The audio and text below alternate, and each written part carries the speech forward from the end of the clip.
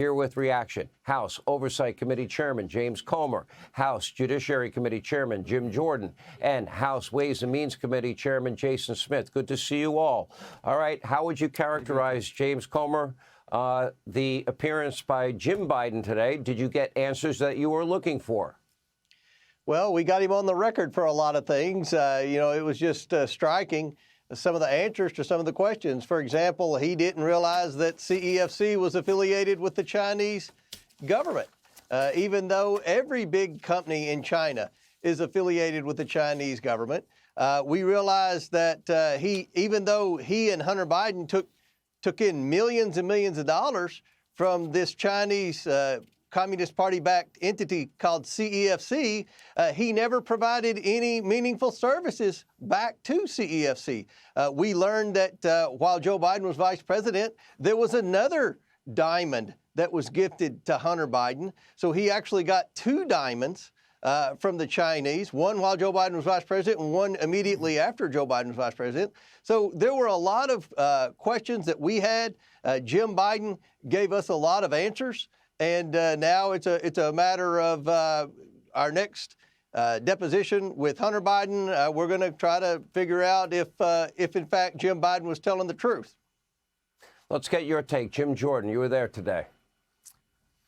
Yeah, Jim Biden and Hunter Biden kicked the rest of their business partners out of the deal with CEFC, and CEFC is willing to do it because of the brand. Remember, it's the money, the business, the brand. They were willing to go into business with Jim Biden who had numerous failed business ventures, Jim Biden who owed multiple people hundreds of thousands of dollars.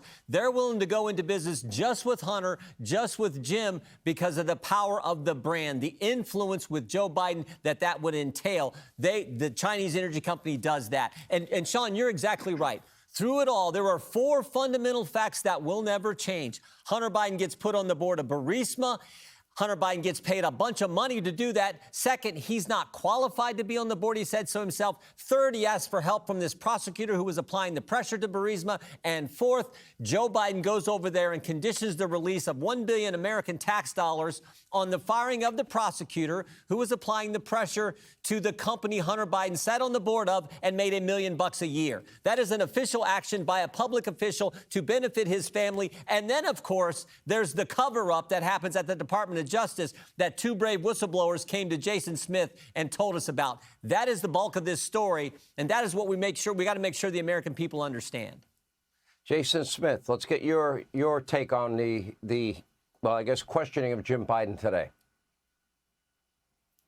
Sean, all James Biden was doing today was protecting the family brand. Proven at every step, that's what they do best. They protect the brand. They sell access to the brand around the world. And I would remind the viewers, the brand is President Joe Biden. We have numerous WhatsApp messages and emails provided to us by the IRS whistleblowers that show James Biden was intimately involved along Hunter, Tony Bobulinski, Rob Walker, and others in selling access to his brothers to foreigners. We even have an email, Sean, provided to us from the whistleblowers that James Biden is on, showing those same business partners discussing the profits of a Chinese business deal, which included 20 held for James and 10 for the big guy. So for James to sit there today and say his brother had no involvement in these business dealings and no knowledge is complete hogwash, Sean.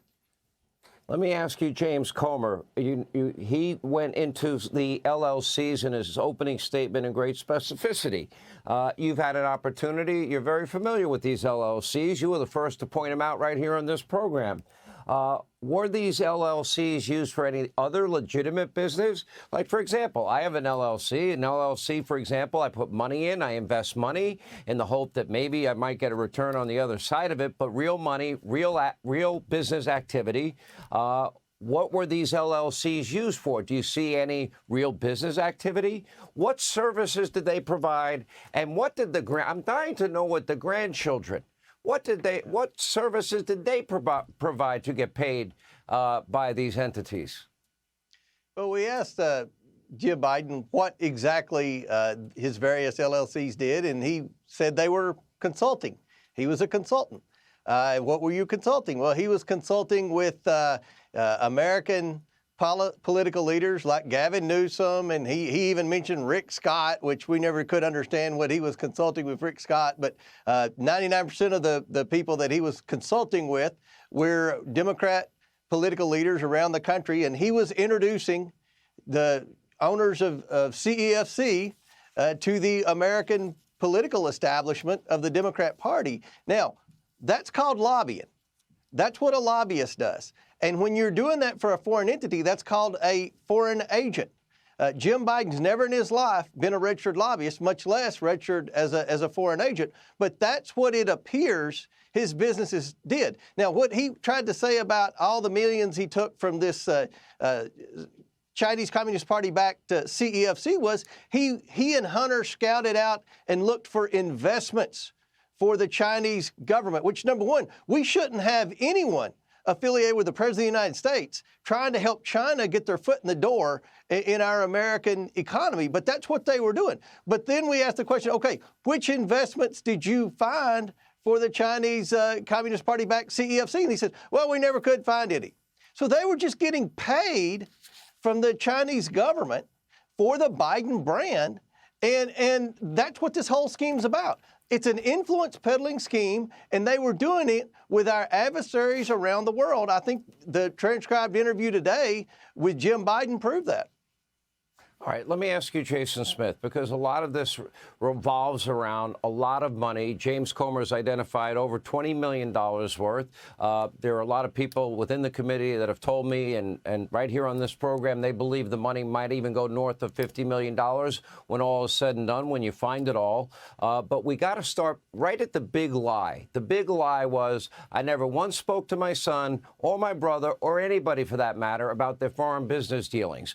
Okay, then can you explain why Joe Biden was meeting with, for example, Elena Baturina, the Russian oligarch, former First Lady of Moscow, at Cafe Milano, and other foreign business partners? Can you explain the 20 phone calls that Devon Archer testified to, that Tony Bobolinsky clearly confirmed, I guess, in his deposition? Can you explain why that big lie does not send off sirens around the country in terms of the media coverage of something like this? Because you know if the last name was Trump, it'd be very different. Well, that's exactly right. The fact that the last name's Biden, they've been able to sell millions of dollars worth of access. That's why Joe Biden had dinner with Hunter Biden's business associates. That is why there's been numerous phone calls with Hunter Biden and James Biden's business associates, is because the Biden family has received multi-millions, tens of millions of dollars.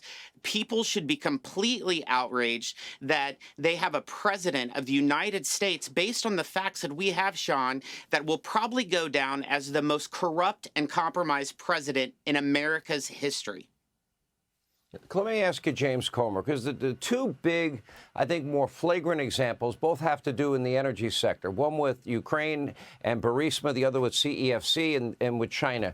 Can you confirm, for example, in the case of Burisma, James Comer, that, in fact, in October of 2015, that it became official Obama administration policy that Ukraine had made so much progress in regards to corruption that they deserved $1 billion in loan guarantees? That was in October 2015. By December of 2015, 5 days before Joe went to Ukraine and leveraged that $1 billion, that Joe Biden got a phone call from his son Hunter in Dubai with Burisma executives at a time they were saying they had a DC problem. 5 days later, that Joe goes, leverages the $1 billion, and son of a bee, they fired the prosecutor that Burisma wanted fired. And as a result of that action as vice president, Hunter continued to get paid while addicted to drugs with no experience. Is that an accurate timeline?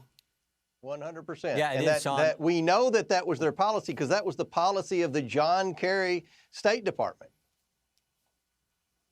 Okay. And so you know that was the policy, and you know that phone call happened. You have no doubt about that phone call. Mm-hmm. Yes. All right. Jim Jordan, let me turn to you. Yeah, All right, go ahead. I was going to say, Jim, Devin go. Archer said Hunter Biden called after he got the request from the executives from Burisma. Hunter Biden called D.C. He also said Hunter Biden called his dad. He gave 2 answers in that deposition. Victoria Nuland at the State Department 6 months before that said, Victor Shokin, the prosecutor, you're doing a great job. Keep up the good work. 2 months before Joe Biden goes to Ukraine, the Interagency Policy Committee says we think they should get the $1 billion loan guarantee. But Joe Biden changes. Right when he goes, he makes the change. The only thing that could have prompted that change is the call he got from his son. Well, let me ask you, Jim Jordan, to follow up on this issue of whether or not Joe Biden benefited from all of this. As it relates to the CEFC, it seems that Hunter Biden implicates his father a lot. I'm sitting here with my father, and between everybody he knows, my ability to hold a grudge, you're going to regret not following through. 5 days later, did they not get $5 million sent to one of those LLCs or shell companies? Is that true? Is that confirmed? That is exactly what happened. And then a few months before that, when they're trying to close the deal with CEFC, Hunter Biden's been working on it for months. There's a dinner at the Four Seasons in Washington, D.C. It's the 8 executives from CEFC, Chinese individuals there with Hunter Biden and his business associates. Joe Biden makes a drop-in, stops in at the lunch, does a brief little talk to all the folks, and then leaves. And a few weeks later, $3 million comes in, and the agreement gets finalized. So that's the pattern. Whether it's a phone call, whether it's a dinner, whether it's a drop-by, whether it's sitting beside Hunter Biden when he's doing a WhatsApp message to the Chinese, the heads of the CFC, there's always that element there. That's the brand. That's the money, the business, the brand, how this thing operated. Let me ask you, Jason Smith, can you identify any services that any of the Bidens actually performed to get these tens of millions of dollars? Anything that you know that they did for these countries that would have warranted that kind of payment? All that they did was provide access to the brand, which is President Joe Biden. That is what they were paying for, and that's all that they delivered. All right, let me ask all three of you a final question here, and it has to do with the FD 1023 form and this FBI informant that was arrested. Now, there's another name that I think you all recall, and his name was Christopher Steele. And Christopher Steele was the one that had put together the Hillary Clinton bought and paid for dirty Russian dossier, money she funneled through a law group to hire an op research firm that hired Christopher Steele. He turned out not to be credible. By the way, they were warned about that in August of 2016, before the 2016 election by Bruce Orr, that it was political, don't trust it, but they did it anyway. My question is, now we have a guy that worked for the FBI yet again, another source that turns out to not be credible. And I'd like to know what is wrong with the FBI. My understanding is this guy was working for the FBI as an informant for 14 years, with even having authority to break the law to get to the bottom of crimes. I'd like to understand why the FBI keeps hiring informants that they then tell us years and years later are not credible, not when it actually matters. Can you explain that, James Comer? Well, look, with respect to the informant, all I knew about the informant was what Christopher Wray told me. He said he was one of the highest paid, most trusted informants in the Bureau, in the entire Bureau, and they had used him for over a decade, and they had successfully used him in prosecuting some criminals. He wasn't a factor in the investigation because we didn't even know who he was. We just knew that there was a 1023 that alleged Joe Biden took a bribe, which was consistent with what we found in Romania and China with how the bribe was allegedly dispersed through the different shell companies and the different bank accounts. So obviously we wanted to investigate it, but we never knew who the informant was. All we knew was what Christopher Wray said. Now we see that the FBI arrested him for lying. It doesn't make sense. It's not the same treatment that we saw when the FBI figured out that the Steele dossier was fictitious. You know, and Jim Jordan, same question, nor does the fact that this one piece of the puzzle negate Joe's lies, negate the payments, negate what you've identified as shell corporations, negate the 10 family members being paid from these foreign entities, some of our top geopolitical foes. As much as I know critics of all three of yours would like to make that into the biggest deal, the same people that went along with Christopher Steele's every little word written. And I just want to know why they keep messing this up. How is it possible that the greatest, what's supposed to be the greatest, go ahead. Well, and I was also going to say, Scott Brady, U.S. Attorney in the Western District of Pennsylvania, checked out this confidential human source, and he told us in his deposition under oath that he thought this guy had the indicia of credibility. He checked him out some, so that's what we knew. But what's interesting, Sean, is in 2016, it was a Russian operation, the Trump-Russia collusion. We knew that was baloney. Robert Mueller told us that. And then in 2020, the laptop was a Russian information operation. That was baloney. Who knows? Maybe this guy lied to the FBI. Maybe they're right. But I just see a pattern that seems to be developing here over the last 3 presidential elections. I see a pattern, too, and that's if you act like a nice old man, just very forgetful, and you know what? Maybe that seems to be the new defense. Maybe Americans will be paying attention to that. Hey, Sean Hannity here. Hey, click here to subscribe to Fox News YouTube page and catch our hottest interviews and most compelling analysis. You will not get it anywhere else.